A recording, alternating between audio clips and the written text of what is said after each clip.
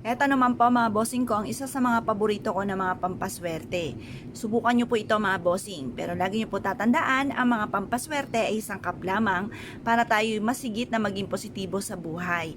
At para mas maging ano po tayo mga bossing, yung bang naniniwala ka, kaya ka gagawa ng mga pampaswerte dahil alam mo na ikaw ay suswertihin. Yun nga po, dagdag na pagiging positibo at paglalakas ng fighting spirit po natin mga bossing.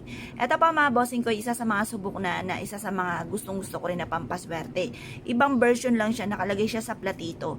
Ngayon pa mga bossing, subukan nyo po itong gawin mga bossing ko sa pamamagitan ng asin na isa sa mga pinakasubok na pang-cleansing ng kapaligiran.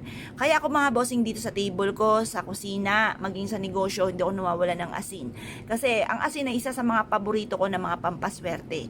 Ngayon pa mga bossing, samahan pa po natin ng Blockbuster at isa sa mga napaka-generous na magbigay